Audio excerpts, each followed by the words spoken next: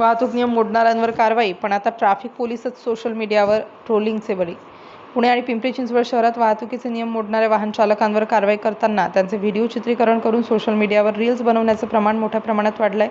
मात्र या नव्या ट्रेंडमुळे आता वाहतूक पोलीस आणि ट्रॅफिक वॉर्डन यांच्यात गंभीर नाराजीचे वातावरण निर्माण झालं आहे.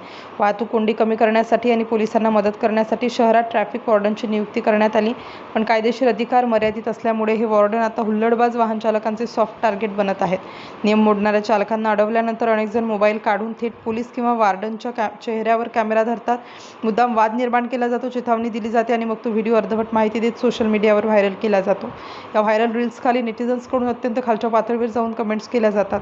पोलिसांच्या प्रामाणिकतेवर प्रश्न उपस्थित केले जातात, त्यांच्या वर्दीचा अपमान केला जातो आणि थेट वैयक्तिक जीवनावरही घाणेरड्या प्रतिक्रिया दिल्या जातात.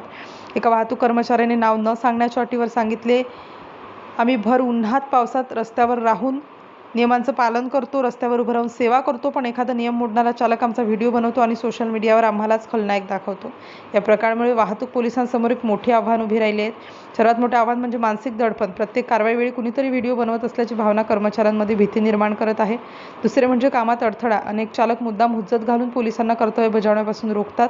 तिसरे म्हणजे प्रतिमेचे नुकसान. सोशल मीडियावर लाईक्स आणि व्ह्यूज मिळवण्यासाठी पोलिसांची प्रतिमा जाणीवपूर्वक मलिन केली जात असल्याचा आरोप होत आहे. वाहतूक पोलिसांच्या मते सरकारी कर्मचाऱ्यांच्या कामात अडथळा आणणे, परवानगीशिवाय शासकीय कामाचे व्हिडिओ बनवून ट्रोलिंगसाठी वापरणे हे कायदेशीर गुन्ह्यांच्या चौकटीत येऊ शकते.